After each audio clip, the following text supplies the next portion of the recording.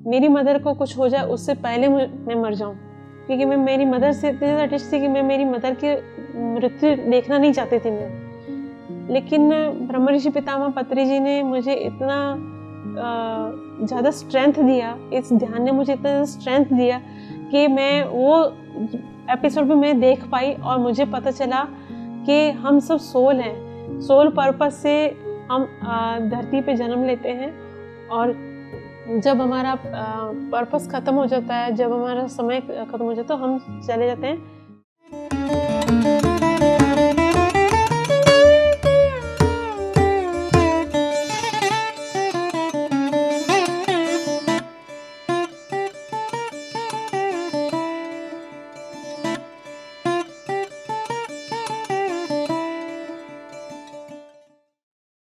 नमस्कार, मैं पूजा सरीन अहमदाबाद से। बचपन से मैं स्पिरिचुअल रही हूँ। पूजा पाठ वगैरह करना और पेरेंट्स के साथ मंदिर जाना, मंत्र जाप करना, ये सब मेरा रहा था। लेकिन एक फिर भी सेटिस्फेक्शन नहीं होती थी कि इतना सब कुछ करने के बावजूद भी ज़िंदगी में दुख क्यों है। पेरेंट्स भी पूजा पाठ करते हैं, सारी दुनिया पूजा पाठ करती है, लेकिन फिर भी दुख क्यों है ज़िंदगी में। भगवान कहाँ पे है, मैं कौन हूँ, कहाँ से आई हूँ, ये सवाल बचपन से ही रहता था। थोड़ी बड़ी हुई, फिर शिव जी की पूजा करनी शुरू हुई। फिर देखा कि शिव जी भी जो है ध्यान की मुद्रा में बैठे हैं। फिर मैंने हनुमान जी की प्रार्थना शुरू कर दी। फिर देखा कि हनुमान जी के साथ मैं ध्यान में जब पूजा पाठ करती थी, सुंदरकांड उनका करती थी पाठ, हनुमान चालीसा करती थी, और ये करते करते मेरी आंख बंद हो जाती थी और गहरी ध्यान में चली जाती थी। तब हनुमान जी से मेरे संपर्क ऐसा होता था कि एक आकृति मुझे हनुमान जी की दिखी थी एक दिन, और मुझे ऐसा मुझे एक अंदर से गाइडेंस आया जैसे कि जो मैं कर रहा हूँ वो तू कर। उनकी मैंने मुद्रा देखी, ध्यान की मुद्रा। तो लेकिन अगेन ध्यान कैसे करना है वो मेरे दिमाग में एक सवाल था। तब मेरी एज करीबन 18 साल की थी और जब मैंने उनको इस तरह से देखा तो फिर मैं अलग अलग गुरुओं से मिलने लगी, लेकिन ध्यान किस तरह से कौन कराएगा वो मुझे समझ में नहीं आ रहा था। अलग अलग मास्टर से मिलती थी, अलग अलग तरह की ध्यान की पद्धतियाँ सीखती थी, लेकिन ध्यान में बैठना मेरे लिए बड़ा मुश्किल था। ऐसे ही साल भर साल चलता रहा, बड़ी होती रही और हनुमान जी से मैं कनेक्टेड थी और हनुमान जी से मैंने मतलब कई सारी समस्याओं में उन्होंने मुझे साथ सरकार दिया, मुझे बचाया बहुत सारी मुसीबतों से। लेकिन फिर भी एक दुख जो था कि दुनिया को देख के और खुद का जो दुख है पेरेंट्स को देख के मैं देखती थी कि पूजा पाठ करने से जो है वो कहीं पे शांति नहीं मिल रही है, मन की शांति नहीं है। तो मन की शांति कहाँ है वो मैं खोजती रही। और इसी दौरान जब मुझे इतना पूजा पाठ करते मेरे पेरेंट्स देखते थे, रात को आधी रात को 3 बजे उठ के हनुमान चालीसा पढ़ना, हनुमान का अष्टकं 2 घंटे उसमें पूजा पाठ करती थी मैं। और मेरी घर में बड़ी बातचीत कम होती थी, बचपन से मैं शाय थी, चुप रहती थी, शांत रहती थी, बहुत कम बात करती थी। तो मेरे पेरेंट्स को यही लगता था कि ये लड़की जो है संन्यास ले लेगी और शादी नहीं करेगी। और मेरे फादर से और मेरे ब्रदर से जो है, और इनफैक्ट दुनिया में जितने भी जेंट्स थे उनसे मेरी बातचीत बहुत ही कम हो गई अचानक से। और कहीं पे अगर बातचीत होती थी तो वो लड़ाई होती थी, तो हमारी आर्ग्यूमेंट्स होती थी कहीं पे भी मैं जाती थी बाहर। इनफैक्ट जॉब करती थी तो वहाँ पे मेरे साथ में यही होने लगा। तो वहाँ फिर मुझे किसी ने बताया कि आप हनुमान जी की पूजा पाठ करोगे तो आप ब्रह्मचारी बन जाओगे और आप जो है वो कभी भी आप मेल से जो है जेंट से जो आप नहीं मिल पाओगे और आपकी शादी नहीं हो पाएगी। तो शादी तो करने को वैसे ही मैं जैसे मुझे बचपन से एक सिखाया, अगर आपको भगवान की प्राप्ति करनी है तो संसार को छोड़ना पड़ेगा। तो यही सब दिमाग में था। तो मुझे ऐसा था शादी तो मुझे करनी ही नहीं, शादी के लिए तो मैं वैसे भी इंटरेस्टेड नहीं हूँ। तो लेकिन मेरे पेरेंट्स का ये सब चीज़ों को देख के बहुत अगेंस्ट रहने लगे और कहने लगे किसी तरह से कि आप ये पूजा पाठ सब कुछ छोड़ दो। और बहुत सारे प्रेशर के बाद मुझे कहा कि हनुमान जी की पूजा पाठ करेंगे तो आप जो है वो कभी भी जो है वो शादी नहीं कर पाएंगे, तो और आपकी जेंट से कभी नहीं बनेगी। तो ज़बरदस्ती मुझे जो है वहाँ से दूर रखा गया पूजा पाठ से। फिर इस धीमे धीमे मैं मंदिरों में जाने लगी, क्योंकि एक अंदर से थी उत्सुकता कि कहाँ भगवान मिलेंगे, भगवान की खोज कहाँ होगी।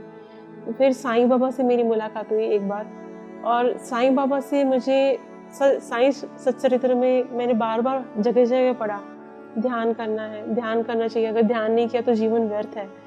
तो जब मुझे पता चला बात, तो अगेन ध्यान कैसे होता है ये मुझे गुरु कोई नहीं मिले सिखाने वाले, और अलग अलग मास्टर से खोज में तो थी, गुरुओं की खोज में थी कि जो मुझे प्रॉपर तरीके से गाइड कर सके कि स्पिरिचुअलिज्म क्या है, मैं कौन हूँ मुझे बता सके, मैं कहाँ से आई हूँ वो मुझे बता सके।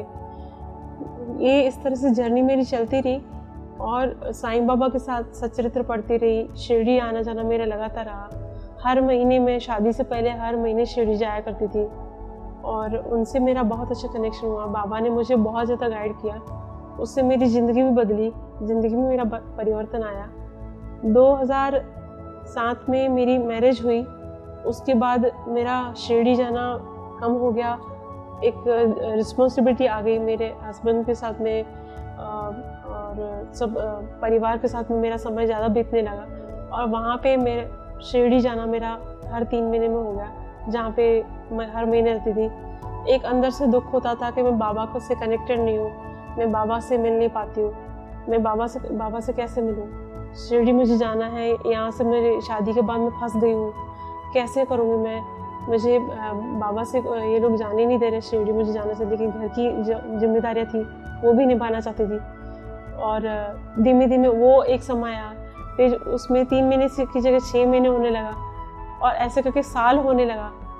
शिरडी जाना मेरा और कम हो गया, तो मैं अंदर से और ज़्यादा बेचैनी मेरी बढ़ती गई, इतनी ज़्यादा एंग्जाइटी हो गई कि मैं कहाँ शादी से पहले पूजा पाठ मंत्र जप करने का मुझे पूरा समय मिलता था, मैं बाबा से कनेक्ट होती थी, हर गुरुवार मंदिर जाया करती थी, और यहाँ मुझे शादी के बाद झमेले में पड़ गई, ऐसा मुझे अंदर से महसूस होने लगा, और मुझे लगा कि इससे मैं कैसे पीछा छुटाऊँ। और इसी एंग्जाइटी के कारण हस्बैंड और वाइफ के साथ मेरे हस्बैंड के साथ में अनबन होने लगी, कहीं पे हमारे ऐसे रिलेशन मुझे ऐसा लगा गड़बड़ हो रहे हैं, और ये सब चलता रहा। उस बीच में मेरे फैमिली के मतलब मिसअंडरस्टैंडिंग के कारण, जॉइंट फैमिली में थे, उस दौरान मेरा एक मिसकैरेज हो गया। तब मुझे एक बहुत बड़ा झटका लगा, और मेरे हस्बैंड को बहुत बड़ा झटका लगा कि ये क्या हो गया, और वहाँ से मेरे हस्बैंड के अंदर परिवर्तन आया, और हमारी वहाँ पे और बातचीत हुई, और वहाँ पे हमने एक अंडरस्टैंडिंग लाई कि ये जो भी कुछ हुआ है उसको हम सुधार सकते हैं, कहीं कुछ गलती हुई है इसको हम सुधारेंगे और हम साथ में रहेंगे। और इस तरह से फिर 2013 में मैं बड़ौदा से हम अहमदाबाद आए।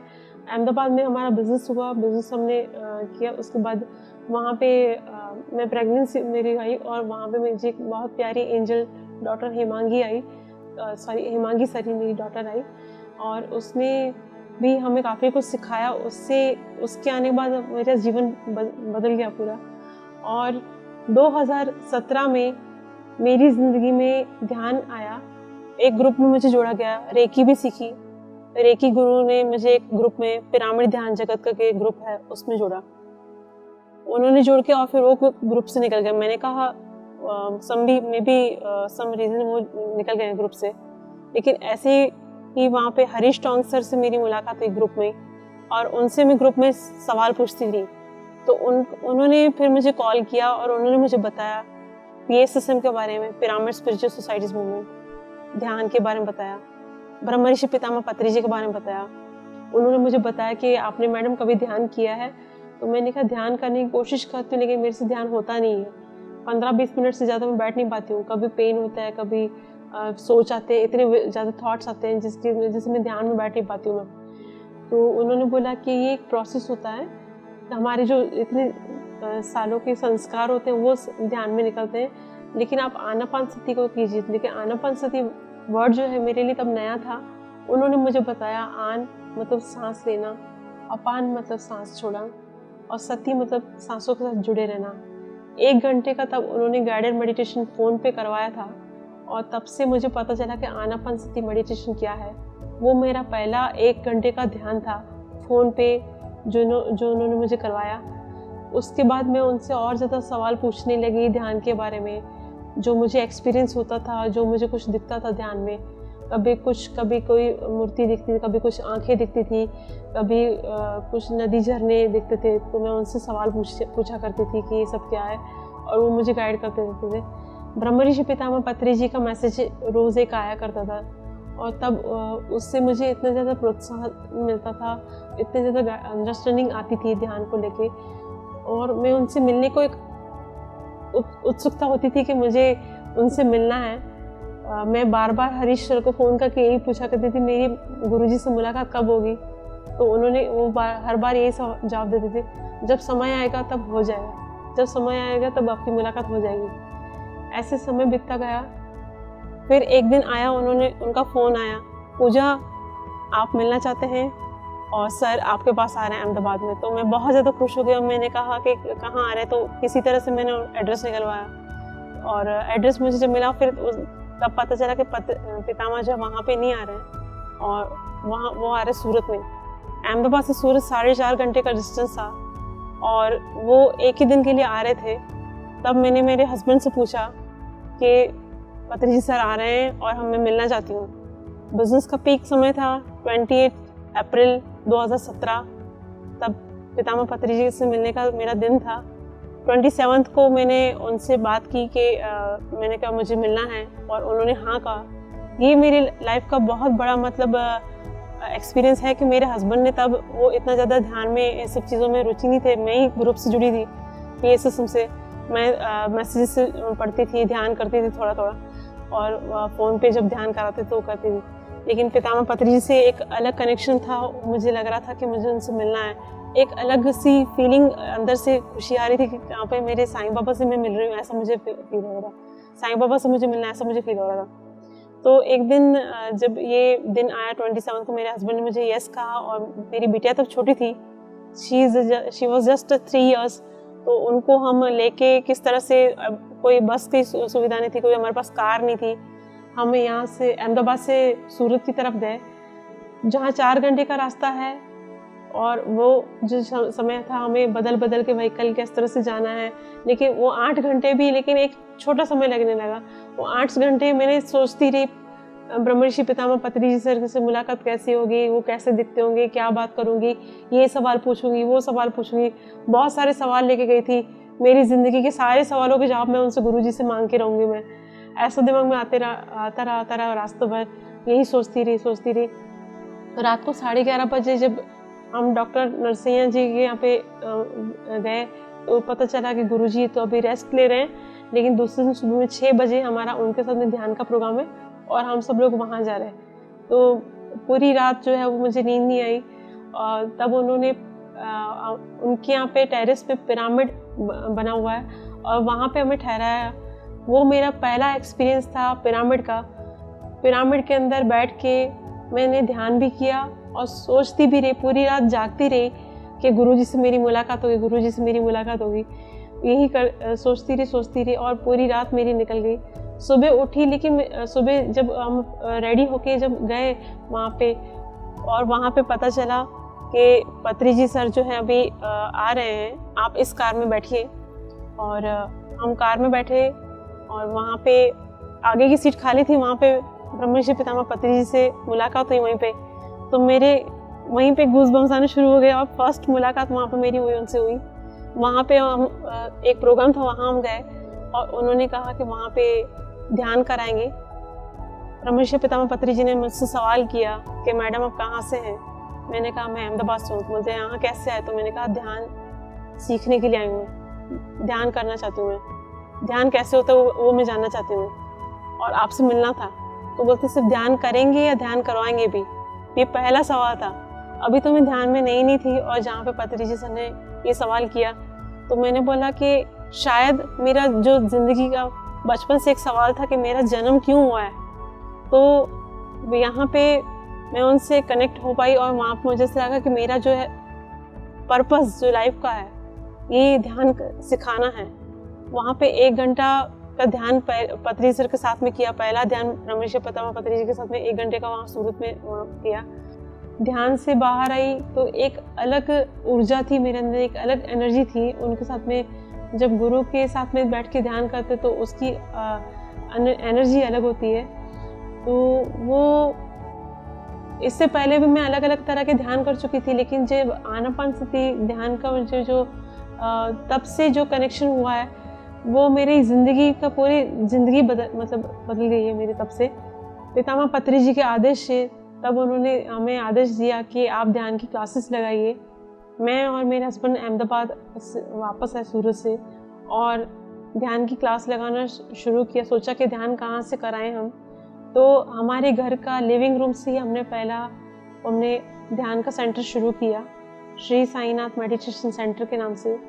उसमें ग्रुप क्रिएट किया, ग्रुप में सब लोगों को जोड़ा, जितने मेरे रिश्तेदार थे, नेबर्स थे, फ्रेंड्स थे, जिन सभी को हमने उस ग्रुप में जोड़ा और सबको ध्यान के बारे में बताया किया। मुश्किल से 3 लोग आते थे ध्यान, लेकिन हमने संकल्प लिया था कि हम 40 दिन का ध्यान हम करेंगे। समहाउ ऐसा हुआ कि मेरा 40 दिन का ध्यान नहीं हो पाता था। डॉटर मेरी छोटी थी, या यूं कह लीजिए कि बहाना था कि क्या था, लेकिन मैं ध्यान में कर नहीं पाती थी। तो 40 दिन मेरा हुआ नहीं। मेरे हस्बैंड का लेकिन हो गया 40 डेज का ध्यान। मेरे घर पे लोग आने लगे, हम ध्यान की क्लासेस लगाने लगे। उस बीच में हमें फ़ोन आया बेंगलोर से पितामह पत्री जी के यहाँ से कि अहमदाबाद में पत्री सर आ रहे हैं और आपको पत्री सर का प्रोग्राम लगाना है। तो एक अलग से उत्कंठा होने लगी कि हमें इतना बड़ा मौका मिला है तो ज़्यादा से ज़्यादा लोगों को ध्यान सिखाना है, ज़्यादा से ज़्यादा लोगों को हमें गैदरिंग करनी है। और इसी दौरान जब पत्री सर आ रहे थे, उसी दौरान हमें अहमदाबाद गवर्नमेंट से एक हमें मौका मिला, वहाँ पे हमें प्लेटफॉर्म मिला एक उनकी तरफ से कि वहाँ पे लोगों आपको एक ध्यान की क्लास सिखाने का 2 घंटे का समय मिला है और नेचुरोपैथी का भी समय मिला है। मैं और मेरे हस्बैंड नेचुरोपैथी डॉक्टर हैं, तो हमने नेचुरोपैथी की क्लास 1 घंटा और 1 घंटा हमने ध्यान सिखाना शुरू किया। वहाँ पे 7 डेज़ का वो था, जहाँ पे हमें जगह जगह जाके अहमदाबाद के अलग अलग प्लेटफॉर्म हमें मिले और वहाँ पे हमें स्टेज मिला। वहाँ पे से हमने लोगों को ध्यान सिखाया। वहाँ पे हमने बताया कि ब्रह्मर्षि पितामह पत्री जा रहे हैं और आनापानसति जो है वो सिखाएंगे। और इस जब पितामह पत्री जी आए तो अब एक विज़न था कि इतने लोग आने चाहिए। पहला प्रोग्राम हमने बड़ौदा में रखा। वहाँ पे बड़ौदा में राजमाता शुभांगिनी देवी उनको हमने as a chief guest invite किया। उन्होंने हमारा इन्विटेशन स्वीकार किया। वहाँ पे बड़ौदा में हमने प्रोग्राम लगाया। पहला प्रोग्राम करीबन 250 लोग वहाँ पे थे और सभी को ध्यान की ऊर्जा इतनी ज़्यादा महसूस हुई। हमें एक अंदर से खुशी मिली कि ये ध्यान सिखाने से भी हमें कितनी ज़्यादा ऊर्जा मिलती है, लोगों को सुख हम दे पाते हैं। ये बहुत बड़ी सेवा का काम होता है ध्यान सिखाना। दूसरा प्रोग्राम हमने अहमदाबाद में पुनीत आश्रम में रखा। वहाँ पे 500 की कैपेसिटी थी और मेरा था कि पता नहीं कितने लोग आएंगे, 100, 150, 200 लोग भी आते तो बहुत बढ़िया आते। लेकिन हमारे अचरज का ठिकाना जब हमने यूनिवर्स को सौंप दिया था, ये काम है कि आपका ही कार्य है, आपको ही करना है गुरुजी। और तब जो है पूरा हॉल पूरा भर गया। लोगों का बैठने की जगह नहीं थी वहाँ पे। कुछ लोग तो खड़े हो गए वहाँ पर प्रोग्राम अटेंड कर रहे थे। तो हमें इतना ज़्यादा खुशी मिली कि पहला प्रोग्राम था और ये सब गुरुजी की कृपा से ही हो रहा है, वही कर रहे हैं। सांस के साथ में जोड़ा, सांस ही हमारा गुरु है। उन्होंने बताया ये कोई दाढ़ी वाला बाबा जो है वो गुरु नहीं है, सांस ही आपके गुरु हैं। ये बार बार बताते रहे। लेकिन हम बार बार उनसे ही बहुत इंस्पायर हुए हैं, गुरुजी से, ब्रह्मर्षि पितामह पत्री जी के। हम बहुत थैंकफुल हैं कि उन्होंने हमें ये ध्यान दिया है। आनापानसति बहुत सिंपल तरीका है जो एक बच्चा भी कर लेता है। 5 साल की आयु से लेके कोई भी इसको ध्यान को अपना सकता है और ध्यान सीख सकता है। तो एक सिंपल तरीका जब मिला तो हमें बहुत आनंद की अनुभूति हुई। धीमे धीमे हमारी स्पिरिचुअल जर्नी ऐसे बढ़ती रही। मैं और मेरे हस्बैंड ध्यान करते रहे, ध्यान सिखाते रहे। लेकिन 38 डेज होता था फिर टूट जाता था, 36 डेज हुआ फिर टूटता गया, 40 डेज मेरा कंप्लीट नहीं हुआ। इस तरह से 2 साल बीत गए। तीसरे साल में लॉकडाउन हो गया, कोरोना आ गया, और कोरोना के समय में हमारी बहुत ज़्यादा ट्रांसफॉर्मेशन हुई, जहाँ पे लोग कोरोना से डर रहे हैं और वहाँ पे हम पिरामिड मास्टर्स जो है सेलिब्रेशन में जी रहे हैं। तो एक अलग दुनिया मेरी बन गई है, ध्यान से कनेक्टेड हो गए हैं, लोगों को ध्यान सिखा रहे हैं। जूम के माध्यम से हमने हज़ारों लोगों को ध्यान सिखाया है। लोग इतने खुश हैं जो भी ध्यान सीख रहे हैं, हमें इतना अच्छा लग रहा है, लोगों की ज़िंदगी बदल रही है और लोग डर से बाहर आ रहे हैं। मेरी खुद की जो है मेरे हस्बैंड के साथ में कभी हो जाती थी तो मैं और मुझे ऐसा लगता था कि शायद उनमें कहीं फॉल्ट है, तो वहाँ पे मेरी अंडरस्टैंडिंग है ध्यान में। यहाँ पे मुझे बताओ कि जहाँ पे जो चेंजेस करना है मुझे मेरे खुद के अंदर चेंज करना है। मेरी बिटिया जो है वो आज 7 साल की हो गई, 7 ईयर्स की हो गई, आज वो भी ध्यान करती है। तो हमें अच्छा लगता है। आज मेरे हस्बैंड, मैं, मेरी बिटिया, हम तीनों जो है वो ध्यान करते हैं और हम तीनों का एक ही संकल्प है, ध्यान जगत, शाकाहार जगत, पिरामिड जगत। ये ब्रह्मर्षि पितामह पतंजलि जी का संकल्प जो है वो हमारा संकल्प भी है। इसी तरह से इस मूवमेंट को हम आगे बढ़ाना चाहते हैं। ध्यान गुजरात में प्रचार प्रसार करना चाहते हैं, जहाँ पे हमारी ध्यान से मेरा रिलेशन अच्छा हुआ, ध्यान से मेरा डर गया। ध्यान से एक और चीज़ मैंने सीखी कि जहाँ मैं पहले वहमों में पड़ती थी कि रात को झाड़ू नहीं लगाना, ऑयल गिर गया तो ये हो जाएगा, दूध गिर गया तो ये हो जाएगा, इतनी बिल्ली ने रास्ता काट दिया तो अपशकुन हो जाएगा। तो यहाँ पे जहाँ पे मैं इतने ज़्यादा वहमों में थी, ध्यान से मुझे जो है वो ये सारे डर सारे गायब हो गए। कैसे गायब हो गए मुझे पता नहीं चला। जहाँ अलग अलग मास्टर्स को सुनते रहे। ध्यान से पहले हमने जो है Ramaraju sir, Ragini madam, Balkrishna sir, ऐसे अग्रवाल सर, अलग अलग मास्टर्स को, श्रीकांत सर का हमने क्लासेस लगाई और उससे भी हमें काफ़ी सारी गाइडेंस मिली। ध्यान से कुछ समय पहले ही मुझे मेरी मदर के साथ में बहुत ज़्यादा अटैचमेंट थी। मेरी मदर का मैं एक्सपीरियंस बताना चाहूँगी। मेरी मदर की जो आज से 1.5 साल पहले डेथ हुई, वो तब मुझे ऐसा था कि मैं मेरी मदर के बिना जी नहीं सकती हूँ। मेरी मदर को मैं भगवान से यही प्रार्थना करती थी कि मेरी मदर को कुछ हो जाए उससे पहले मैं मर जाऊँ, क्योंकि मैं मेरी मदर से इतनी ज़्यादा अटैच थी कि मैं मेरी मदर की मृत्यु देखना नहीं चाहती थी मैं। लेकिन ब्रह्मर्षि पितामह पतंजलि जी ने मुझे इतना ज़्यादा स्ट्रेंथ दिया, इस ध्यान ने मुझे इतना ज़्यादा स्ट्रेंथ दिया कि मैं वो एपिसोड में मैं देख पाई और मुझे पता चला कि हम सब सोल हैं। सोल पर्पस से हम धरती पे जन्म लेते हैं और जब हमारा पर्पस ख़त्म हो जाता है, जब हमारा समय ख़त्म हो जाता है तो हम चले जाते हैं। बॉडी मरती है, सोल कभी ख़त्म नहीं होती है।